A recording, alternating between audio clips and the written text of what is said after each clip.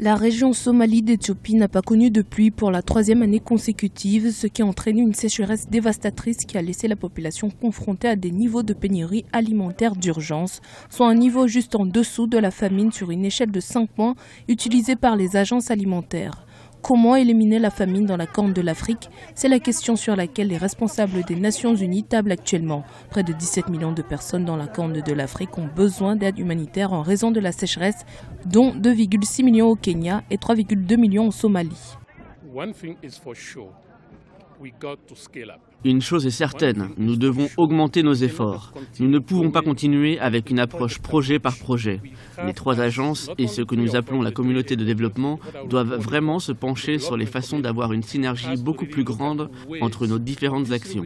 Nous avons également échangé avec des collègues de différentes ONG, mais à l'échelle mondiale, nous devons augmenter nos efforts. Selon les responsables des organismes alimentaires des Nations Unies, il faut investir davantage dans des projets à long terme pour protéger les populations des pays en développement contre la sécheresse. Environ 2 millions d'animaux sont morts dans cette région depuis la fin de l'année 2016, ce qui handicape notamment les communautés fondées sur l'élevage. En 2016, l'Afrique de l'Est et l'Afrique australe ont été frappées par une sécheresse qui a nui aux cultures, ralenti la croissance économique et entraîné une hausse des prix des denrées alimentaires. Je m'appelle Fatouma, j'ai 25 ans et 6 enfants. Mon mari est un berger. Nous avons perdu notre bétail à cause d'une sécheresse prolongée dans la région. J'avais 53 bovins, j'en ai perdu 43 et maintenant je n'en ai plus que 10. Tout le monde ici a connu le même niveau de souffrance causée par la sécheresse.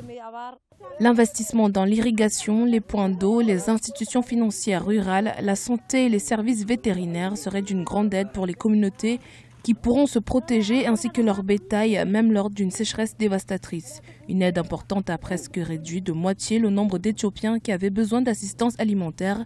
Leur nombre est ainsi passé à 5,6 millions en janvier 2017.